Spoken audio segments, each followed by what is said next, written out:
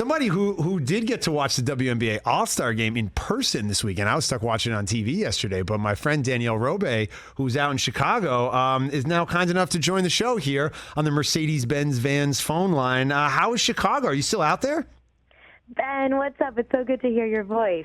I'm still here. You know, I was born and raised here, so I took a day or two after the All-Star game to hang out. All right, set the scene. Describe the vibe. The Chicago Sky are defending WNBA champions, so the party and all the festivities was at their house. What was it like this weekend? So there was a lot of celebration going on because obviously it's WNBA All-Star, but also there were a few people that were retiring. You know, Sue Bird, one of the greats, Sylvia Fowles. So there was just like a lot of love in the air celebrating those women as well. So I touched down in Chicago, and before anything got started, everybody wanted to party, including some of the WNBA players, let me tell you. So there was actually like a big dinner at Tao. We hung out, and then Candace Parker had an after party, which was really fun. She rented out a rooftop, and it's kind of like another celebration Saturday night. During the day, AT&T, who sponsored the event, like threw up a ton of her game things, so like clinics for young girls, and the WNBA players were out teaching them, training them, which was really dope to see. And then, of course, the game. Yeah, and the game was incredible. Kelsey Plum wins the MVP, like you said, honoring a lot of the legends who are retiring in the W. What was that moment like when they introduced Sue Bird for her final All-Star game? You were there. It was sort of bittersweet because, you know, she's one of the biggest names in the WNBA. I think when we think about stars, we think about Sue Bird, Candace Parker, Diana Taurasi, and so it's like one of the big names, people that bring eyeballs, which the WNBA needs, is retiring. And so I think as much as people were celebrating her, they were also kind of sad. And she's a leader, too. You know, she's like super philanthropic, uses her voice. So I think people were sad to see her go. Danielle Robay joins the show out at Chicago for WNBA All-Star festivities. TJ, one day when we grow up, if we could just go to a Candace Parker after party on a rooftop, like that sounds killer. That's what's up. That sounds like a lot of fun. You know, what I love about you as a sports fan, D, is that you are always looking for great stories.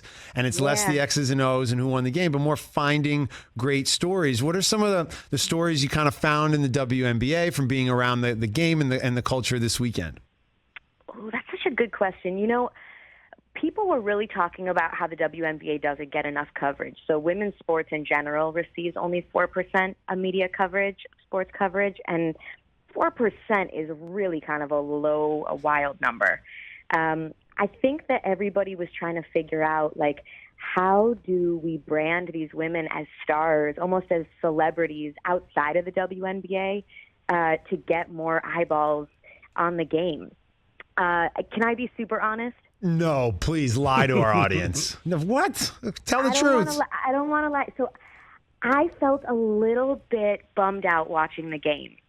And I'm dying to know what you think, because you're one of the biggest basketball fans I know. And it's not just the excitement of the game. Like, you truly love the game. You do love the X's and O's. And so I felt a little bummed by the basketball I was watching. I felt like I didn't see enough sweat. The most exciting moment was obviously Sylvia Fowles' dunk, you know, on the breakaway. That was the whole building went nuts. I wanted to see more of that, and the women can do it. But D, it's because it was the WNBA All-Star Weekend, and everybody was out at Candace Parker's rooftop party to see the sun come up. Like, that is the true All-Star Game experience. I mean, the NBA All-Star Game is the sloppiest display of basketball, even worse than that Hamptons camp I coached last week. Yeah, that's a really good point. But I felt like there's more competition. Like, I wanted to see more three-point shots, more dunks, just like... You want some juice. You want some action. D's like, I took the West minus 20 points. You want some action on it, yeah.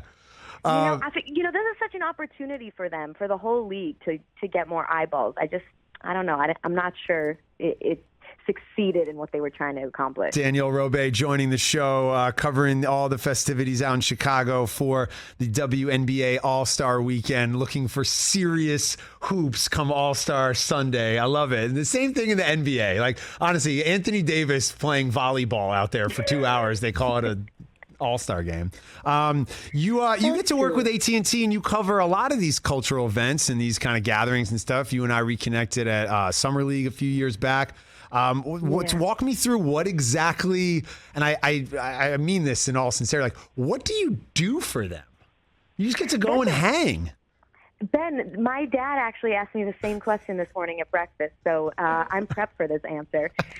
So I go out, and they actually have a lot of dope social content. So it's AT&T, DirecTV, and they sponsor all of these awesome sports and entertainment moments. Like I went out for Tribeca Film Festival. So we go, and they get access to huge stars. Like we interviewed Lotto, Chance the Rapper.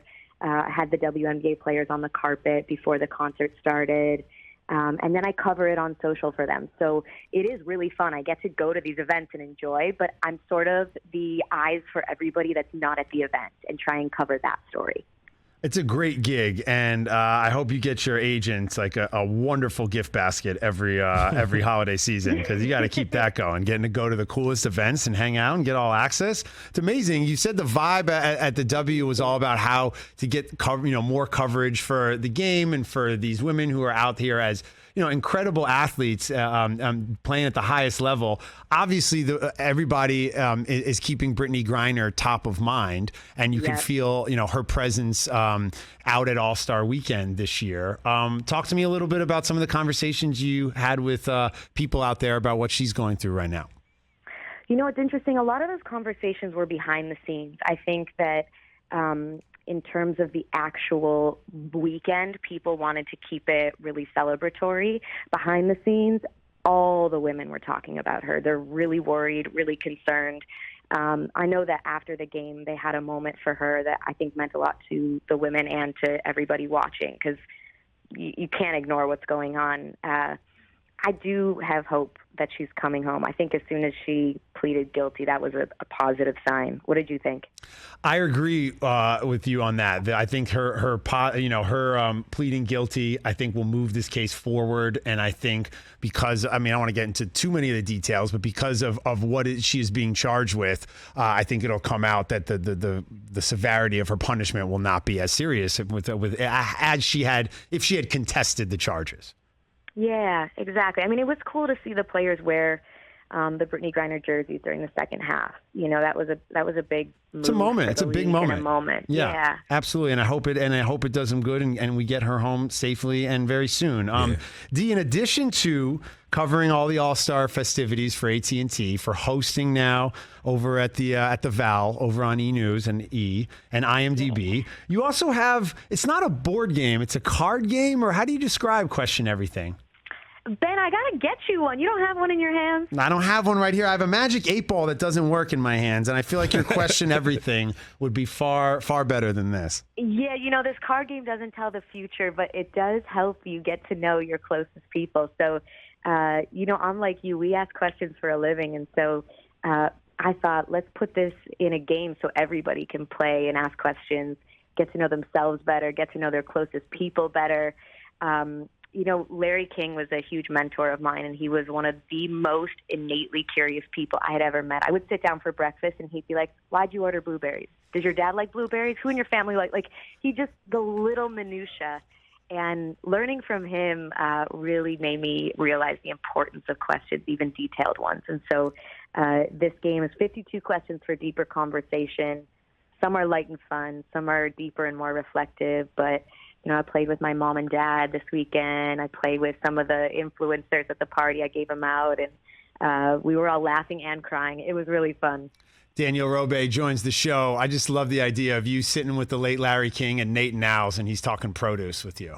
I love that it's Nate Nowles. All the Beverly Hills delis. Where else is Larry King having breakfast with you in Beverly Hills? Are you kidding me? It's very true. Getting back to the WNBA quickly before we wrap up, when we talk about this Brittney Griner thing, that's the thing that sticks with me with the story is, why is she over there in the first place? Oh, she's over there because she has to make money because she can't make enough here. Well, why can't she make enough here? Well, it's because basketball fans, we don't watch and pay attention enough. Well, so that's really inspired me in a lot of ways to lean in more and to just pay attention to W more in the last 5 years. And it's been amazing. And I went the other night in Brooklyn, had a blast despite the Liberty losing. I think going to the games will introduce people who might be skeptical or haven't had the chance to experience it. For you, what is it that draws you into the world of the W and women's basketball? I love that you said that. You have been such an advocate for the WNBA, and I think I got into it more out of advocacy than even love of basketball at first, because I'm a woman who wants to support women, and I thought they're getting 4% of media coverage. That's not fair. They're not getting paid. Most of these women, not just some, most have second, sometimes even third jobs because they don't make enough money to support themselves or their families. And they don't have enough time to be doing that. They should be able to be training.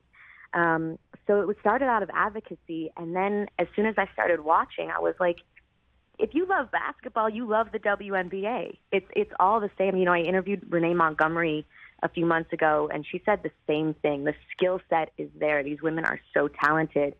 They just need a little shine. And I think, Kobe Bryant was such an amazing advocate for the league. And when he passed, along with, of course, just the sadness of his passing, I was really bummed because I felt like some of that spotlight might go with it. But I think, men like you, I think there's a few NBA players. Javonte Green from the Bulls made it a point to come out. He actually emailed the league and said, I want to come not just to the game, I want to come to all the events this weekend. Chance the Rapper did the exact same thing. He's a huge supporter of the WNBA.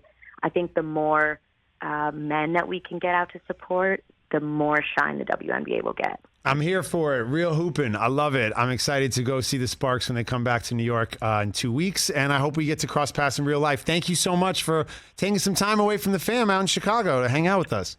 Thanks for having me on, Ben. They're so lucky to have you. There's no one better than you. Keep talking, D. Thank you so much. Appreciate it. It's so great having my friends come on the show, and like Adnan's telling Rich how I'm the best, and Danielle's telling you guys that you guys should give me more money and pay my. Is that what happened? Is that what she said? No, I didn't hear that. Danielle, is that I'm what not you sure said? I heard that. No, that's nice.